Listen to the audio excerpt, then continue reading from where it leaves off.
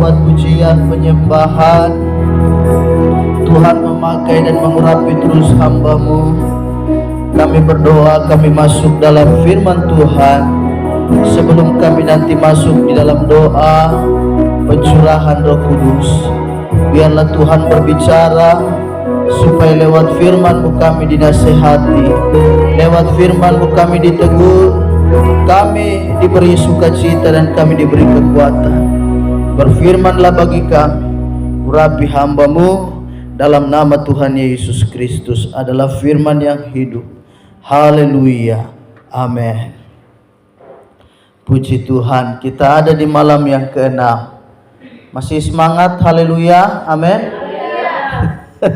Jangan kasih kendor ya, tetap semangat, tetap sukacita. Kita mesti belajar seperti 120 murid yang ada di kamar loteng Yerusalem.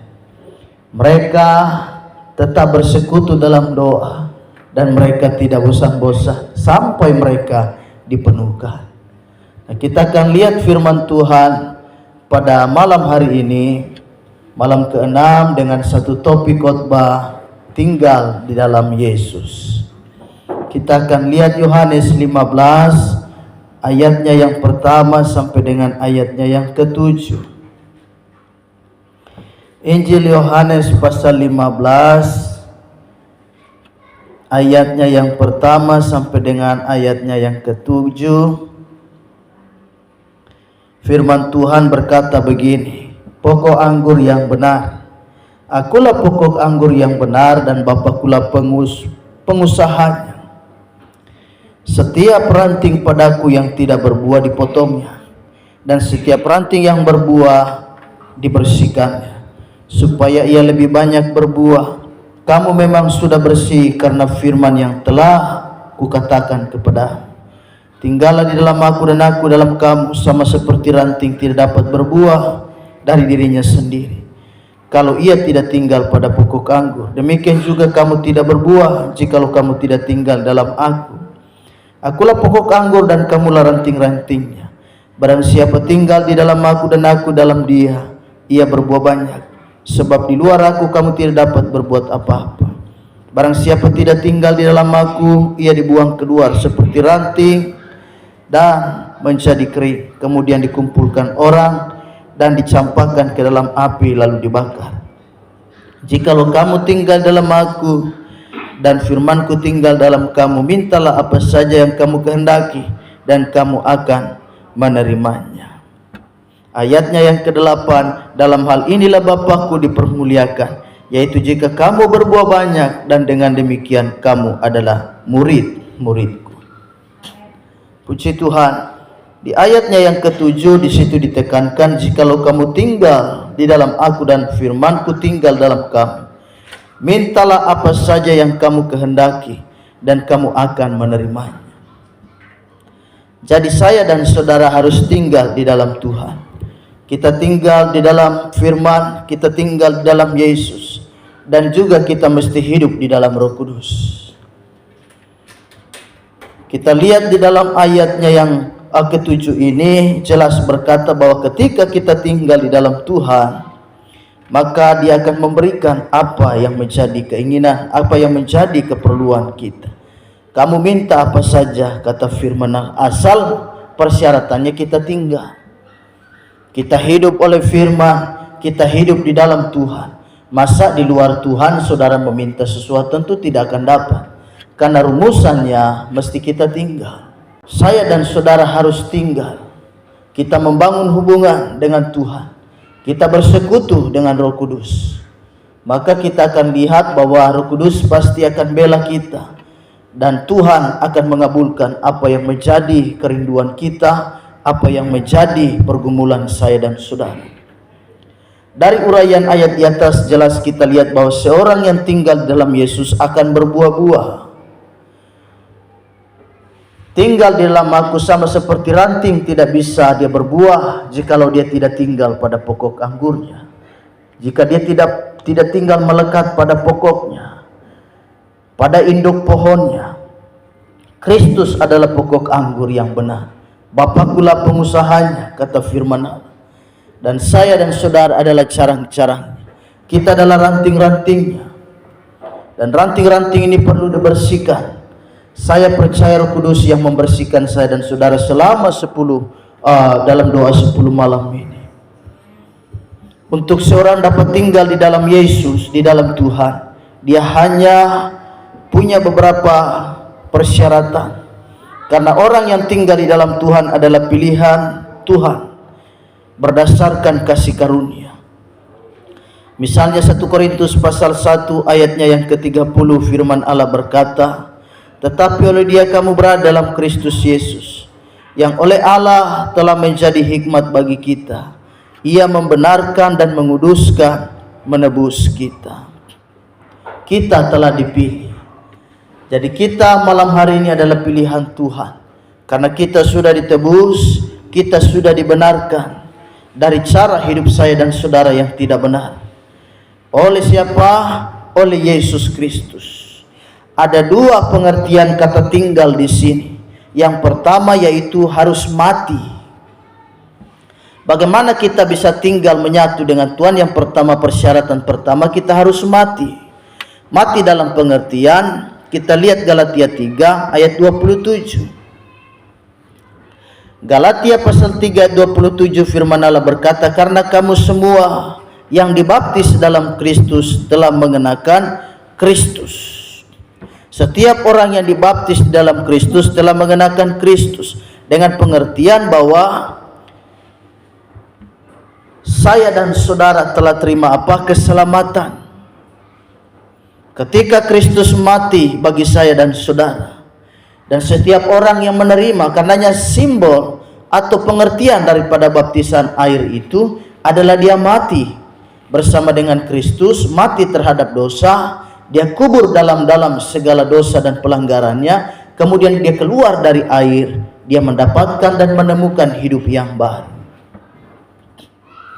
Hati yang baru, pikiran yang baru. Tadi malam Yesaya berkata bahwa akan kukirim kepadamu roh yang baru, hidup yang baru, kata firman Allah. Tinggi badan boleh tetap sama, rambut juga modelnya tetap sama, kulit tetap sama. Haleluya. Hidung tidak berubah, tetap dia begitu.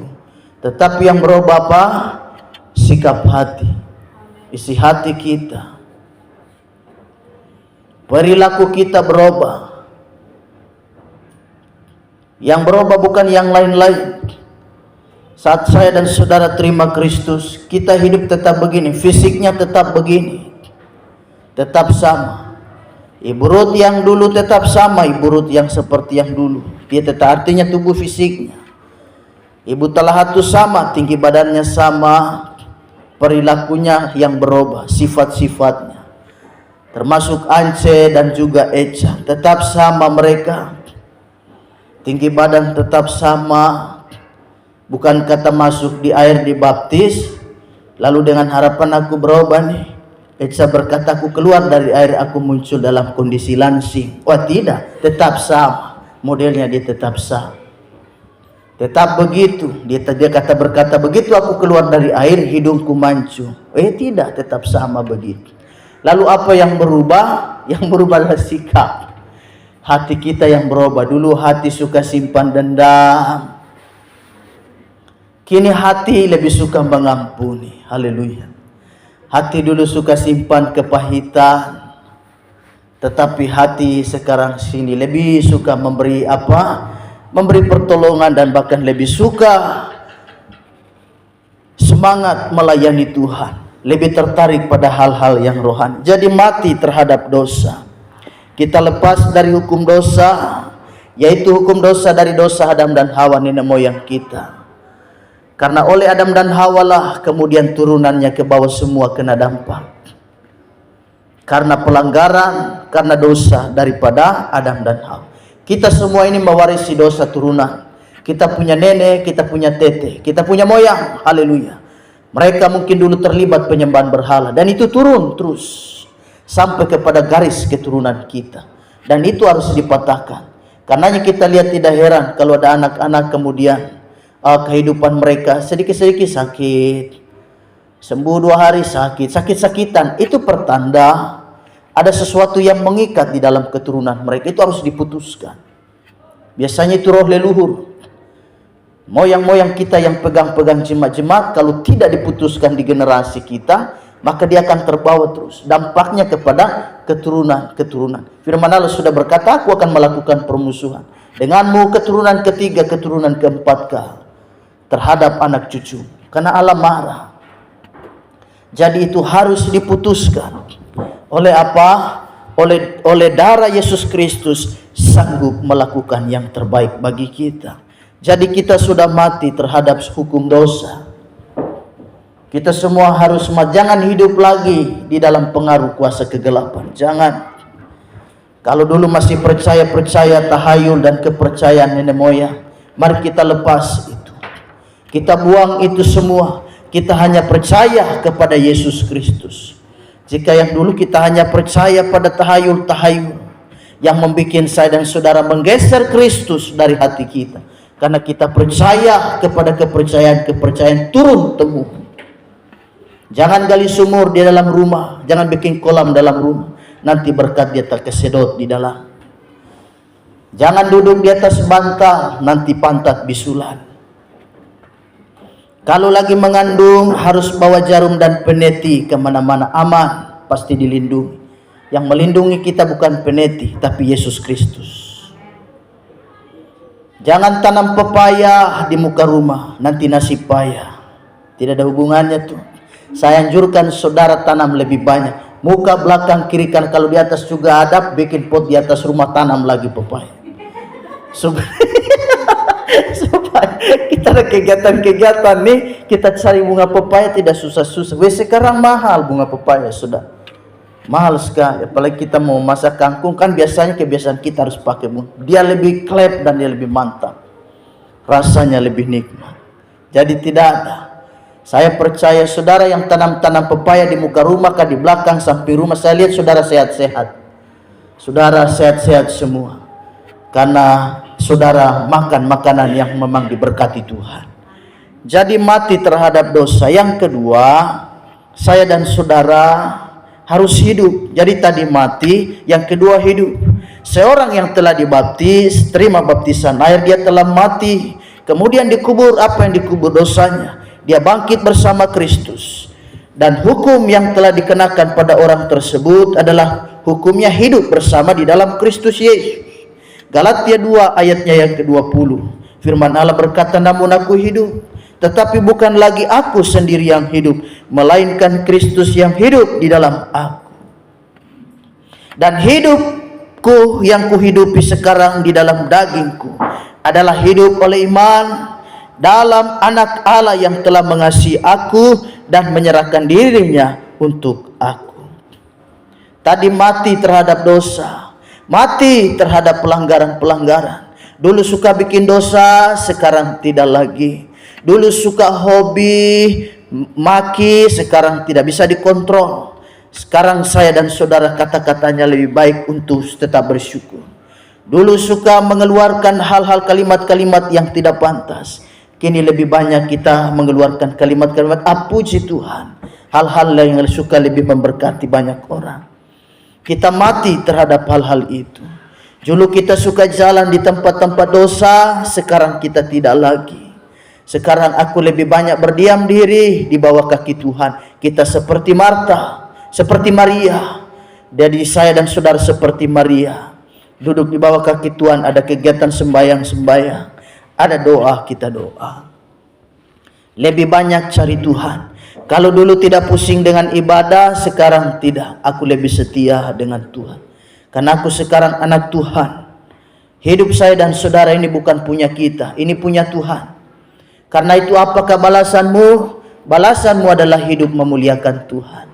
Ingat, tubuhmu ini bukan punyamu, kata firman Allah. Paulus tadi berkata bahwa hidupku sekarang ini bukan punyaku, melainkan Kristus. Jadi kalau ada pikiran mau bikin dosa, jangan. Kau bilang ini tubuh ini punya Tuhan, bukan punya saya. Kenapa tubuh ini punya Tuhan? Firman Allah berkata, baik hidup dan mati adalah untuk Tuhan. Semua milik Tuhan. Hidup dan mati punya Tuhan. Jadi tubuhmu itu bukan punyamu. Anda hanya disuruh bertanggung jawab kepada tubuhmu. Minimal mandi sehari misalnya 2 kali atau 3 kali. Anda sarapan, beri makan yang sehat pada tubuhmu. Itu tanggung jawab yang Tuhan berikan padamu. Karena yang ciptakan kita, firman Allah berkata dalam Yeremia, sebelum aku berada di dalam kandungan ibuku, Allah telah menenun kita dan membentuk kita. Jadi keluar nanti ini dikasih nama Echa. Dia modelnya seperti apa itu Allah sudah tahu. Nanti lahir ini Eliezer misalnya. Dia sudah tahu karena Allah telah menenun dan membentuk kita. Jadi kita lahir sebelum saya dan saudara lahir ke dunia ini, bahkan Allah telah membentuk kita dalam 2 kandungan ibu kita. Jadi Tuhan tahu dan Dia pembentuk saya dan saudara. Jadi hidup kita ini ada pikiran-pikiran dosa nih, ada pikiran-pikiran mau melangkah ke tempat-tempat yang salah. Anda langsung pukul dadamu dan berkata, aku ini milik Tuhan. Aku ini, tubuh ini punya Tuhan, bukan punya aku lagi. Tanggung jawab kita hanya Tuhan kasih suruh apa, tubuh ini memuliakan Tuhan, ke gereja. Tubuh ini kita bawa melangkahkan kaki pergi ke gereja, itu Tuhan kasih tanggung jawab. Sebab kalau kita tidak laksanakan tanggung jawab ini, Tuhan bilang lebih baik saya cabut nyawanya. Dia pulang aja, berangkat. Daripada saya kasih dia hidup ini, tetapi dia tidak pakai untuk memuliakan aku. Jadi karena itu kita telah mati atas dosa-dosa kita. Hidup kita sekarang, kata firman Allah, bahwa hidupku bukannya aku lagi. Jadi yang pertama mati terhadap dosa, dan yang kedua kita hidup bersama dengan Kristus. Kita hidup di dalam Roh Kudus. Karenanya supaya Roh Kudus itu dia hidup terus di hati kita. Kisah Rasul pasalnya yang ke-16 ayatnya yang ke-25. Tetapi kira-kira tengah malam Paulus dan Silas berdoa dan menyanyikan puji-pujian kepada Allah, dan orang-orang hukuman lain mendengarkan mereka. Mereka menyanyikan puji-pujian kepada Tuhan. Dan kita lihat penjara itu dia goyang, di sekitaran ini terjadi gempa bumi. Sendi-sendi penjara bergoyang dan lepas. Dan kita lihat copot semua rantai yang membelenggu hidup mereka, tangan dan kaki mereka. Seketika kenapa ada malaikat yang membantu mereka. Kalau kita hidup di dalam Roh Kudus, kita hidup di dalam firman, maka kita akan lihat pertolongan-pertolongan Tuhan. Paulus dan Silas diselamatkan Tuhan. Mereka memuji Tuhan dalam penjara. Orang memuji Tuhan di ruangan full AC, wah siapapun bisa melakukannya. Tetapi kalau orang memuji Tuhan di tengah penjara, dalam kondisi terpasung, kaki dirantai, tangan juga dirantai, haleluya. Tetapi kita lihat mereka punya sukacita. Saya percaya kita tidak dibelenggu nih. Adakah kakimu terikat sehingga kau tidak bisa datang ke gereja? Adakah tanganmu dipasung sehingga engkau tidak sanggup datang ke gereja karena terikat? Tidak ada, kita bebas-bebas. Bayangkanlah Paulus dan Silas dalam kondisi diikat tapi masih bisa memuji Tuhan. Wah, kita ini jalan bebas-bebas, tidak ada hambatan, masa tidak bisa cari Tuhan?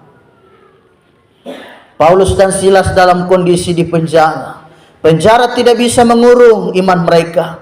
Penjara tidak bisa mengurung kepercayaan mereka. Dan penjara tidak bisa menutup dan mengkatup mulut mereka untuk cari Tuhan. Penjara justru membuat mereka menyanyi lebih keras sehingga penjara itu goyang. Jadi kalau memuji Tuhan, kita memuji Tuhan dengan yang keras punya. Bertepuk tangan dengan yang keras punya. Haleluya.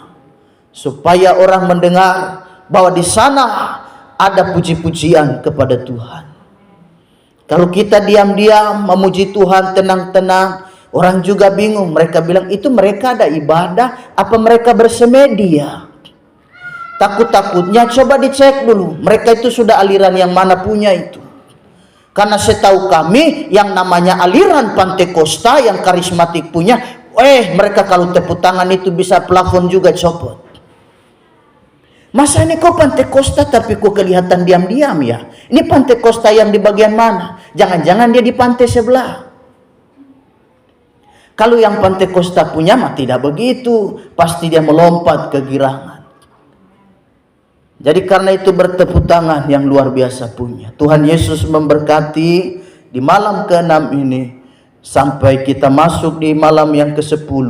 Finish hari Minggu. Kita berdoa hari Minggu. Saya harapkan saudara ajak semua teman, kerabat, family, saudara, kakak, adik, mama, bapak, bawa semua kemari.